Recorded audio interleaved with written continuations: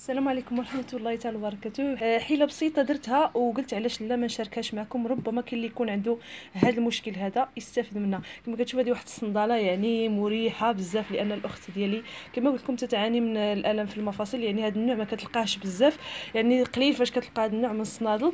وواخا تكرفسات يعني ما سخاتش بها لانها مريحه. الصمطه ديال لاستيك هي اللي ضاعت بزاف، يعني تكرفسات لانها بيضاء ما بغاش تغسل. يعني واخا درت لها جافيل وداكشي يعني بقات مسخه، ما بغاوش يتحيدوا منها لي طاش. الفكره اللي درت لها هي انني خديت الصباغه ديال الثوب هذه، يعني راه كتنفع الصراحه هاد الصباغه ديال الثوب. دائما كنقول لكم كتعرفوها بالعلامه ديال المصلوح. واحد القضيه بغيت نقولها لكم عليها، يعني واخا ديروها هنايا وهذه مثلا غادي تغسل راه ما تتحيدش، لانها كتشد مزيان واخا ما دوزوش عليها المصلوح. يعني في حاله ما يعني بغيتو تغسلوا الصنداله ديالكم، هي غير ما تحكوش هاد البلاصه هذه بزاف، لكن راه افيكاس وكتمسح. يعني كتمسح كما كتشوفوا كتولي زالقه، يعني ما كيشربها لاستيك. هذاك علاش قلت لكم هذه الفكره هذه. هذا راه كان مسخ للاسف، نسيت ما صورتهاش قبل، لكن تفكرت ان ممكن تستافدوا من هذه الفكره هذه.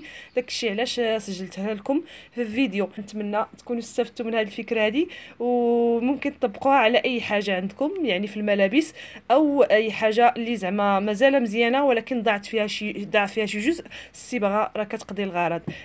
نخليكم دابا ونتلاقاو ان شاء الله في الفيديوهات القادمه. بالسلامه عليكم.